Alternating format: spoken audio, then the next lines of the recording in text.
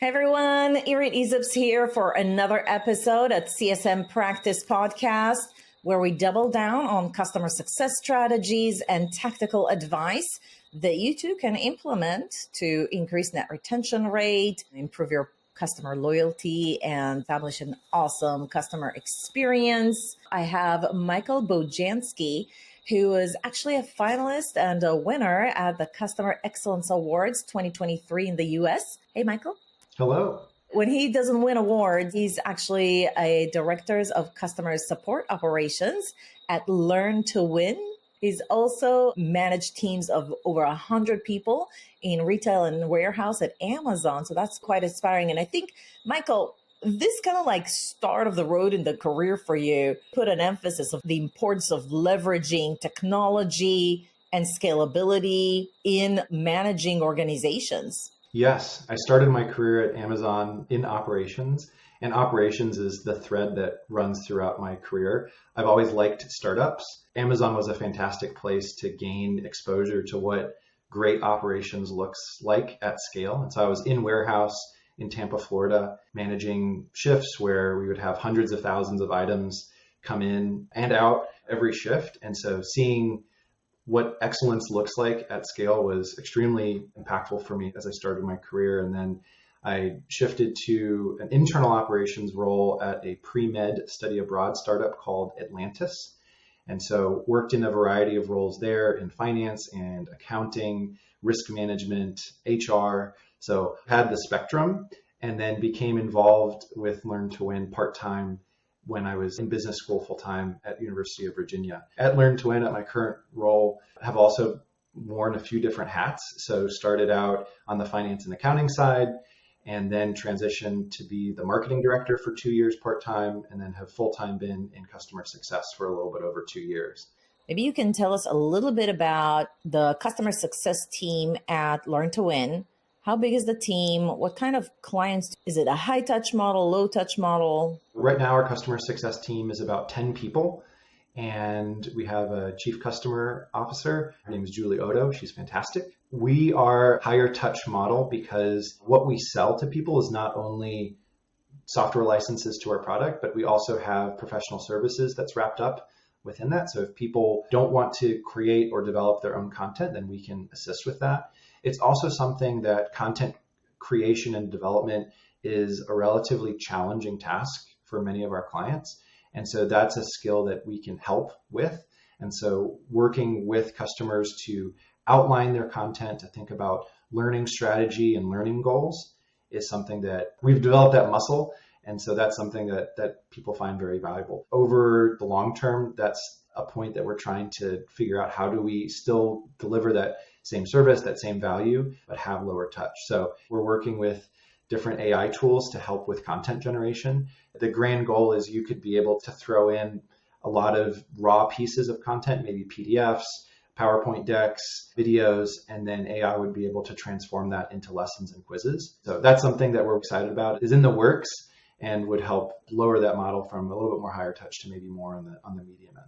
One of the things that as a judge in the Customer Success Excellence Awards, and I was reading your nomination, I was super excited about some of the impact that you had through the initiatives you took on in the past year or so. And these initiatives resulted in business outcomes across multiple processes. They eliminated significant manual data and manual processes. They integrated systems better, literally saving the team lots of time that they now can otherwise dedicate to talking about value to customers. And by the way, they also increased the CSAT score and the NPS score quite a bit.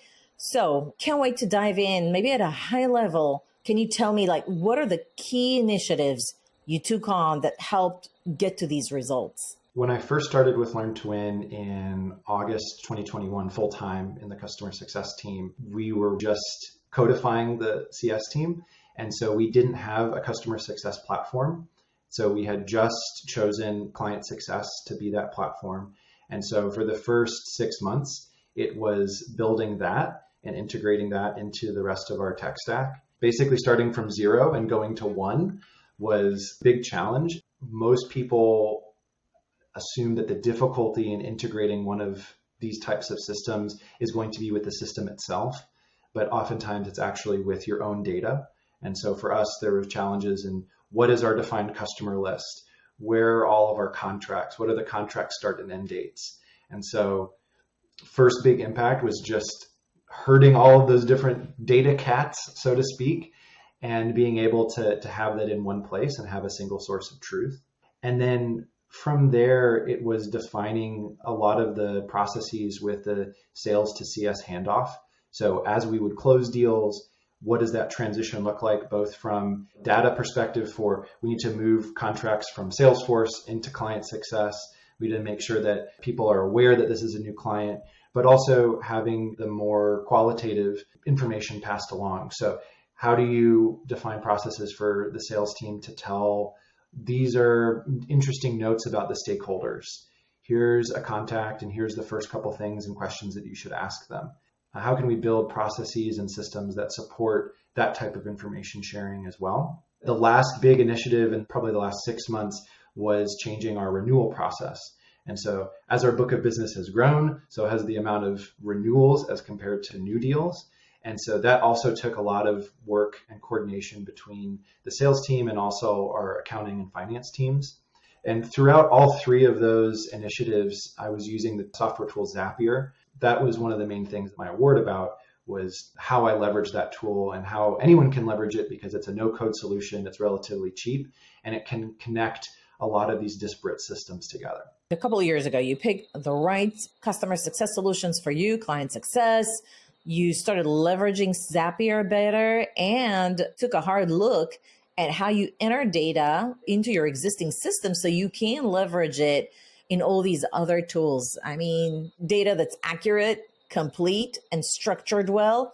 I think those three components of data are critical for any organization to scale. I think we all as CEOs sometimes take too long before we think, okay, now it matters. And by then we have so much information that's not structured well. And sometimes it could be like an initial project to help us one step back, two steps forward type of deal to make that happen. All right, so you took on all these three initiatives and obviously lots of cross-functional work. It's not like a one-man's show, obviously. How long before you started seeing the impact of these initiatives on the team and what started to unfold for you guys?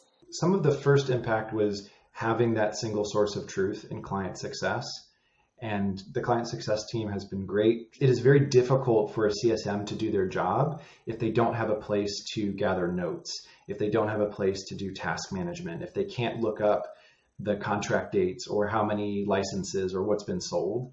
And so that was something that we were able to put into place in about 4 months. And that provided significant immediate benefit to CSMs and enabled them to spend less time disorganized and searching for different things and more time interacting with customers. And then from the perspective of Julie, the Chief Customer Officer of Learn to Win, she now had a significant amount more of visibility into our customer list, things like CSM sentiment scores, so kind of a stoplight system, as well as more quantitative health scores. Having that type of visibility provided some significant benefit in about 4 to 5 months for both the tactical CSM and then for Julie as a high-level leader. What was it in all these initiatives that you took on that stood up as an innovative initiative in this space? I was pushing a lot on the reporting side, especially on things like custom fields, was trying to kind of push them in the direction of some better integrations in the custom side, and then also better integrations with this Zapier tool. And so how Zapier works is that there's some if statements, so triggers on what would start a workflow. And so pushing client success to have more of these types of triggers. And then there are actions that can result from other things being triggered. And so also pushing them to say, I want to update these types of fields. I want to have access to these types of data objects. And that was something that they were very receptive to. And I actually did a referral call for them last week. The person was asking about an integration with, I think, like Microsoft 365 CRM. And they were wanting a native integration. And I said, do you actually have this in Zapier? You don't need to necessarily push client success. You don't need to wait for 3 months for them to build it out.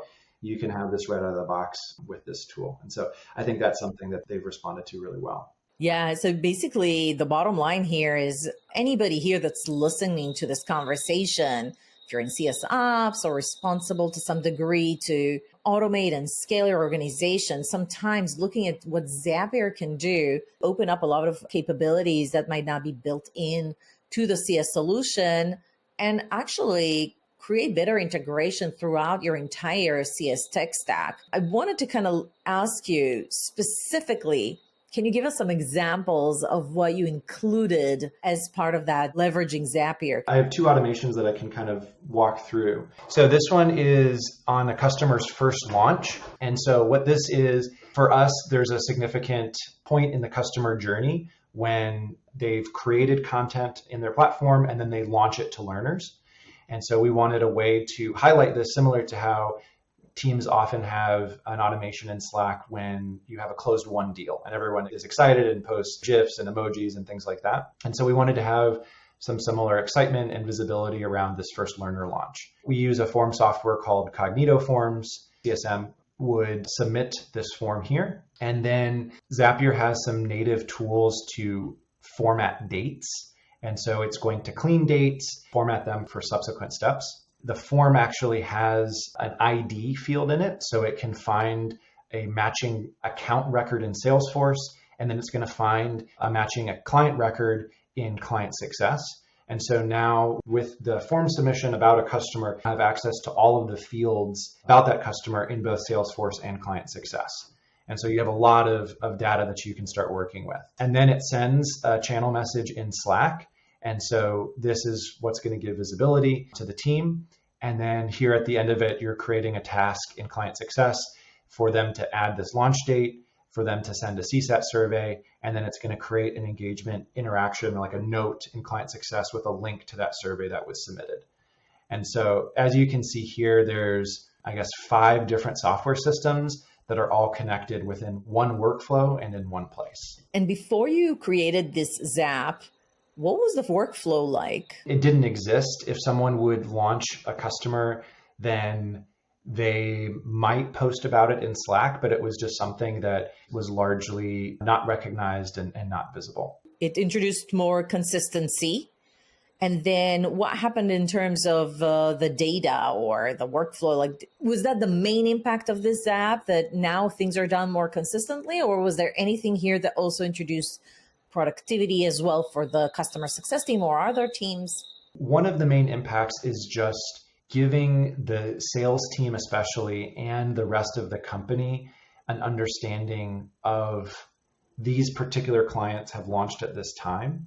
It also provides some quantitative analysis in terms of how quickly are we launching customers, and does it change by vertical? So as I mentioned, we have verticals in athletics, in commercial space, and in the Department of Defense. Now, this has been running, I think, for maybe 3 or 4 months. So I don't think we have quite enough data yet, but very soon we can do some analysis there and saying, what's our average speed to customer launch? How does that impact our onboarding flow? How does that impact some of our marketing communications? If we're much faster than we think we are, then are certain CSMs more effective at that? How can we share what insights they have into the rest of the customer success team? One of the things that we try to do at Learn to Win is, rather than building out all content and then launching it all at once, we try to do faster pilots. So maybe taking 10% of that content, launching it to a smaller internal group and seeing how that goes. And that helps with the iteration process. Another strategy that we employ is actually building out quizzes first. And so you have a pre-assessment that then you can use to target which areas of knowledge gaps you might have within your organization. And so having visibility and saying this is their speed to launch for those types of things is a little bit more of a nudge to CSMs to value those types of strategies versus maybe taking a little bit longer in launching all of their content at once. So the end result of that is faster speed to value for the customer. What was the other app that you mentioned that you built? This is a much simpler one, but it's used a lot. And so I can speak to some of the time savings there. This is for demo requests. And so right now, our customer success team helps our sales team with creating custom demos. So what this looks like is we have a sales prospect, let's say they're a large pharmaceutical company, and they're interested in Learn to Win, we might grab some of their proprietary content about, let's say, a new drug that they're launching or a sales training process. And we'll create 1 or 2 lessons and 1 or 2 quizzes. And our sales members will use that very specific targeted content on a demo with that prospect. And so it has a little bit more flavor. It can open the eyes of the prospect to the capabilities of our platform because they're not just looking at generic content. That takes time. And so the customer success team, because we have a lot of experience in building out content, we right now help with that process. So this workflow is when a salesperson wants to have a demo request created or has a demo request and they want content created, they fill out this form software. It creates a row in a Google Sheet with a bunch of the different columns. And then it also sends a message in a Slack channel that says, Michael Bojanski has requested a demo in 5 days. Here's some of the basic things. And then Julie, as our Chief Customer Officer, is looking at that. She'll see this row in the spreadsheet come in, and then she actually uses that to assign it to different CSMs on our customer success team or people who have a little bit of bandwidth. And that's where it's tracked. And so from what was it like before? It was salespeople DMing different people on the customer success team in Slack saying, hey, I have a demo. Can you please help me out with this? It was very confusing. There wasn't visibility in it.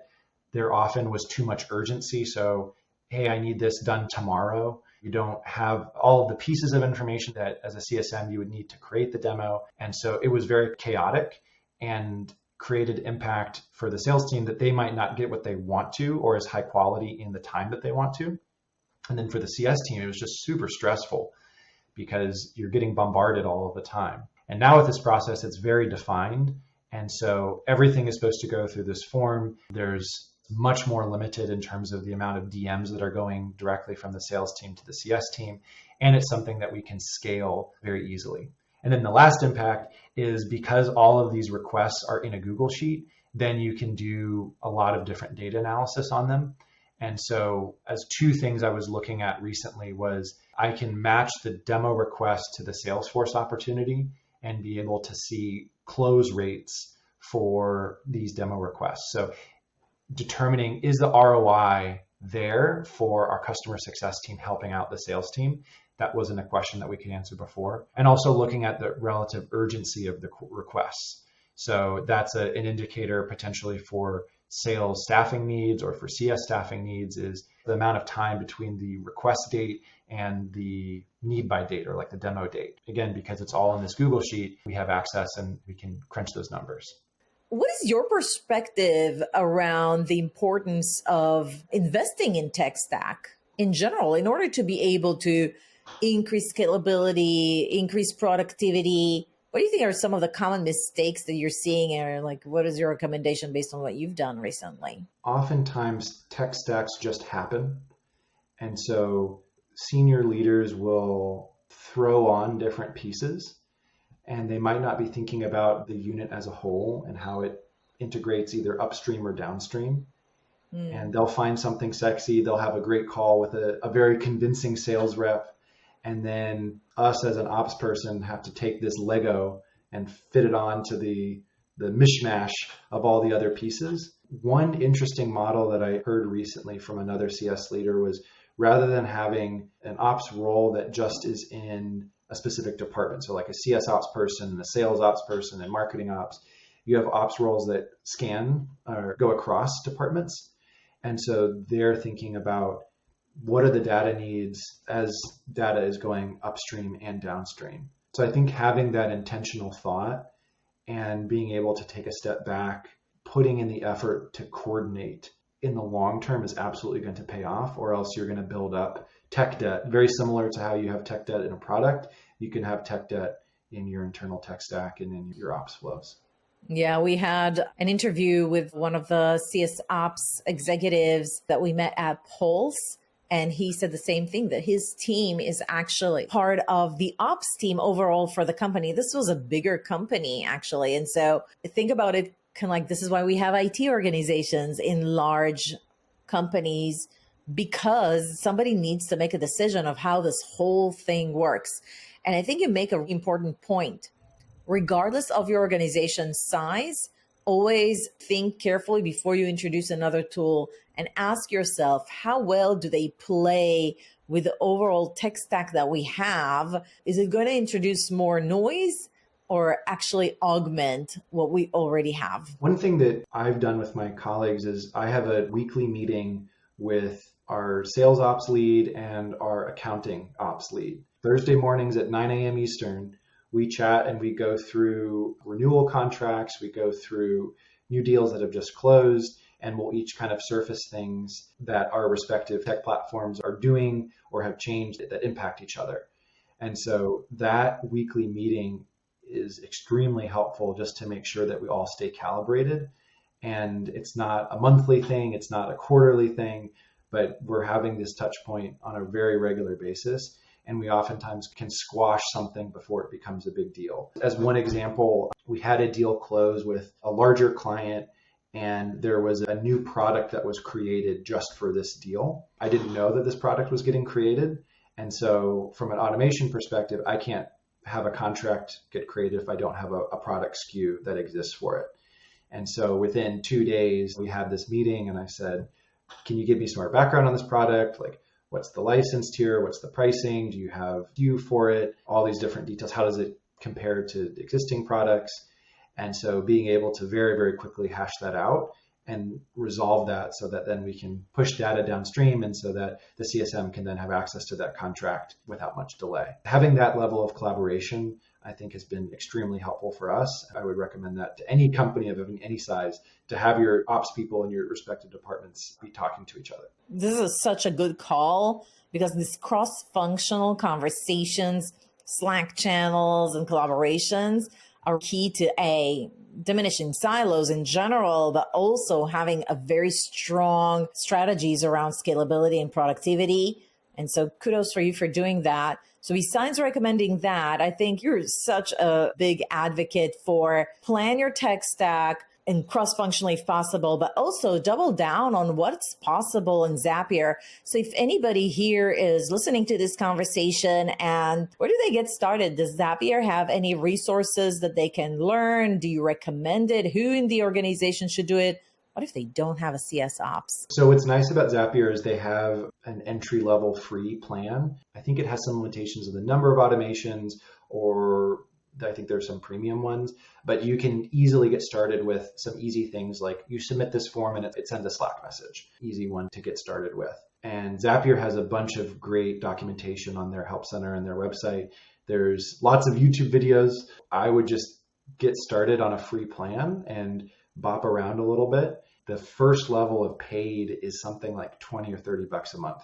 So it's super cheap. I've also heard several times that at medium to large size organizations, it already exists and maybe your product team or your finance team is using it, but they haven't told anyone. And so it already could be part of your tech stack and you just don't know it. So just asking around a little bit, you might uncover it's already getting utilized. Love that. And honestly, at CSM Practice, my organization, we've been using Zapier for 4 or 5 years now. And we started, just like you said, very small. And it was just with the purpose of eliminating some manual work that we used to do for very little value. And we were thinking, what if we could just automate that so we don't have to have somebody, oh, did this happen? Let me do this. It was just build it out. It augmented our databases, made them a lot cleaner, got rid of a lot of processes that literally had no value in and of itself, but over time helped build a very strong database for us. So I want to double click on that. I totally agree with you. I was super excited to read your nomination because I was like, yes, here's a person who gets it. They're all about like, let me do something. Even if my CS tech stack doesn't have all the capabilities, I could still leverage yet another tool that's very powerful. And I do agree. I don't think enough customer success teams are leveraging Zapier. And so what would open up? So if you're listening to this podcast episode, comment on our YouTube channel of this video. Are you using Zapier? Give us some examples of what you're using. I would love to open that conversation up on our channel. Michael, it was absolutely delightful to have you on our podcast. You have such great ideas. So thank you so much for coming on our show and sharing all of your experience with everyone that's listening. It was a pleasure to be here. Hey, everyone. I will be adding links for anything that was mentioned here in the description of this episode. So check those out, and I'll see you at the next video.